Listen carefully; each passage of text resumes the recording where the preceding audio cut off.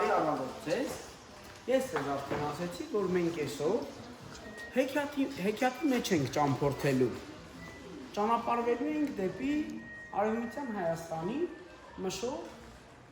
Մուշ քաղաքը, որտեղ ծանոթանալու ենք մի քանի հեքիաթային հերոսների։ Հետո քննարկելու ենք այդ հեքիաթի մասին։ Մեր հեքիաթի անունը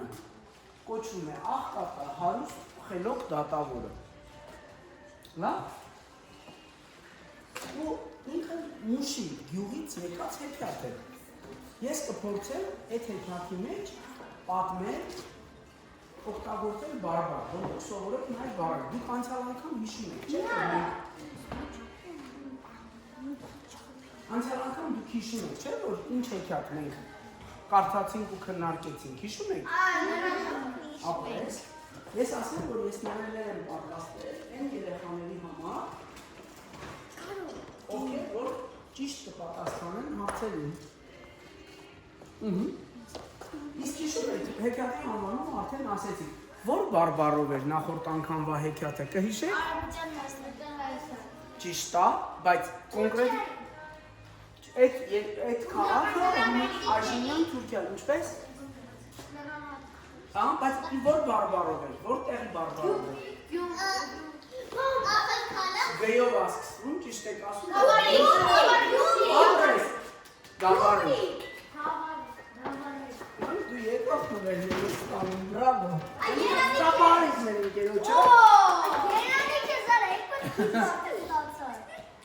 Հիմա ես հարցնելու եմ բառեր, տեսնեմ ով է հիշում, ով չէ։ Լավ, հիմա տեսնենք Լիա ջան։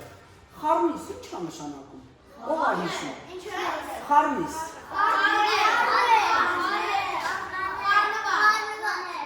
Ոչ, հար, սա,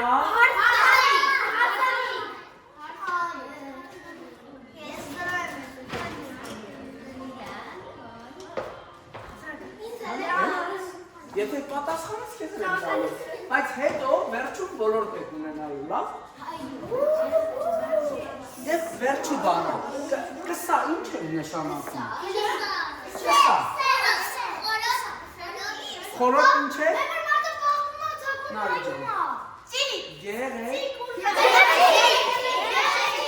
Լեոն ես անգամ ճիշտ ասեց։ Լավ, անցնենք առաջ։ Ապրեք դուք որ հիշում եք։ Նախորդ հեքիաթը Բայազետի բարբառն է։ Այժմ Բայազետի ժողովուրդը Արևմտյան Հայաստանից, երբ որ գաղթել են, եկել են եւ բնակվում են Գավառում։ Այսինքն մենք նախորդ հեքիաթ պատմել ենք Գավառի բարբառով, որը կոչվում է Նրան հատիկներ։ Չէ՞։ Հիմա անցնենք առաջ։ Ահա, Մուշը։ Որտեղ է Մուշը, ով կարա ասի։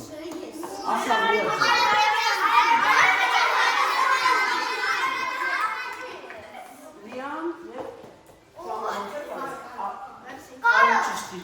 Ասեցի։ Մուշը գտնվում է Արևմտյան Հայաստանում։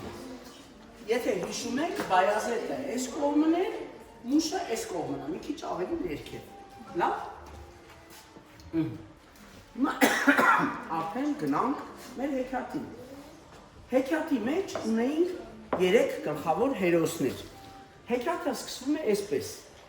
Կեղի, չեղի, 3 մարդ կեղին։ Լինում է, չի Ապրեք, բրավո։ Կեղի չեղի նշանակում է լինում է, չի լինում։ Լավ, կհիշեք սրանց հետո, կեղի չեղի։ Հարուստն է, որը ոսկին շատ էր, բայց սիրտը քար։ Ինքը շատ, որովհետև երբ որ շատ փող են ջղան չէ, շատ չար չէ, բայց ինքը վախենում էր մարդկանցից։ Ինչ էր վախենում, որտեղ վախենում որ իր փողերը կվերցնեն իր ոսկիները։ Դրա համար ինքը վախենում էր։ Աղքատն է, որը բարի ու ազնիվ է,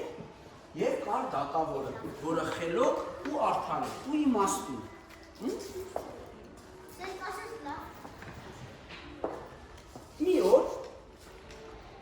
Մի օր Զիդա հարուստ գքայլ է։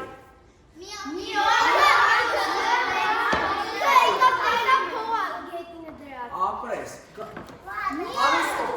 կորսուց զուր ոսկու պայուսակ։ Կորցրեց իր ոսկու պայուսակը, քսակը, ընկել էր գետին, աղքատն էր քայլում էր, Զիդադարով գերտեր, այդ ճանապարհով գնում էր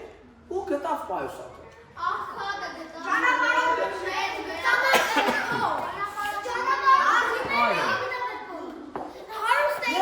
Սկսվեց վիճաբանություն։ Աղքատը փողը բերեց, գտած փողը բերեց, տվեց հարուստին։ Ասեց. «Զիդա քո ոսկինը, քո պայուսակն է վերցու»։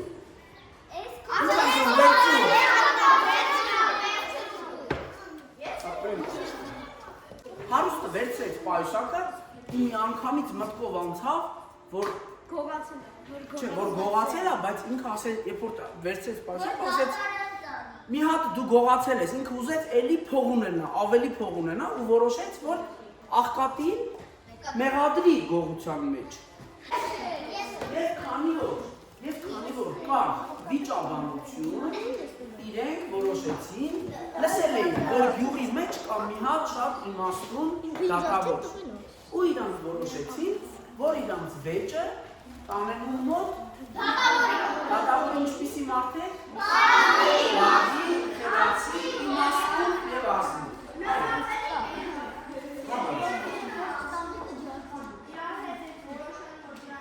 Դատավորին վիճում են, որտեղ հարուստը իրան ասում էր դու մի ոսկին վերցրել ես, իմ տոպրակի մեջից աղքատը ես չեմ վերցրել, բայց աղքատը իրականում չէր վերցրել։ Իրանք չկարողացան իրան հետ հարցը լուծել, ինքը իր երկուսով որոշեցին, որ գնան դատավորի մոտ։ Եվ գնացին դատավորի մոտ։ Դատավորը ասեց մտուր քո պայուսակը։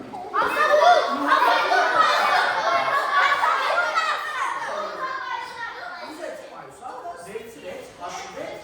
ասեց դու քանի ոսկի ունես, այդ հարուստը ասեց իր ոսկու քանակը մի հատ ավելով, աղքատը երդվեց, ասեց ես չեմ վերցրել այդ ոսկին։ Հարուստը վերցրեց, պայուսակը ձեռքով կշռեց ու ինչ արեց, ժպտաց, ծղզաց, դա արդեն բարբարով է, ծղզաց։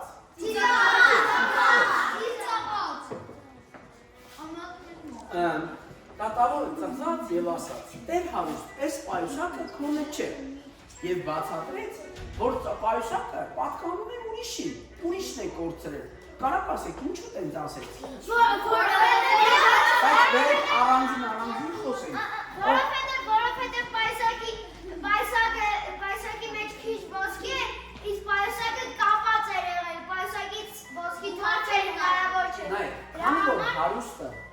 Քանի որ հարուստը ասում է, որ իմ ոսկին մի հատով ավել է, դատավորը որոշեց, որ հարուստին ագահության համար պատժի ու ասեց, քանի որ մի հատով պակաս է, բայց իրականում պակաս չէր, չէ՞, մենք գիտենք, որ աղքատը չէր վերցրել, քանի որ պակաս չէր, դատավորը որոշեց,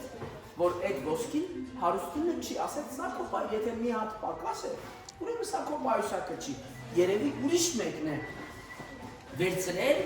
քո պայուսակը, իսկ սա մեկ ուրիշն է կորցրել և եթե կորցրածը գտնում են, դա արդեն գտնողին է և ամբողջ ոսկի պայուսակը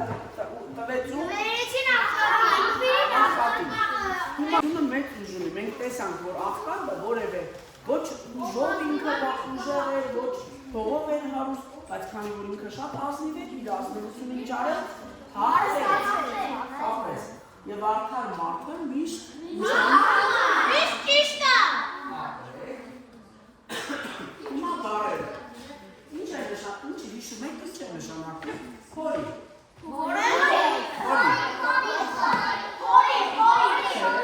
Հիմա ես նախադասություն եմ ասում, դուք փորձում եք գուշակել։ Խորի գերտաս։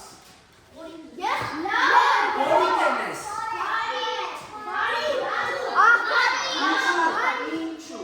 Խորի ինչու։ Խորի կենես, ինչու ես անում։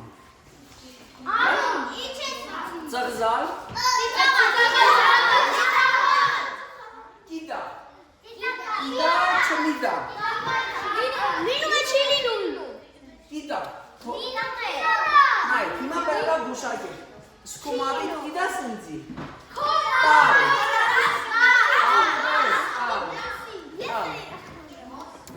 Նայ, և մշով բարբարում օգտագործում են լ։ Օրինակի համար ասում եմ ես լեքի գամ, դու լեքի գաս։ Ես էլ եմ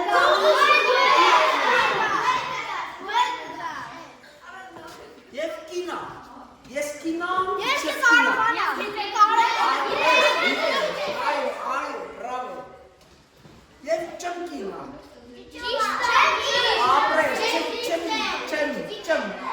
Չեմ մնում։ Եվ դին կողքը, անդին դին, կողքը, և դուրան, ապրեք, բրավո, ես չգիտեի, որ դուք եսքան բարեր գիտեիք, ես ուզում եմ դե շնորհակալություն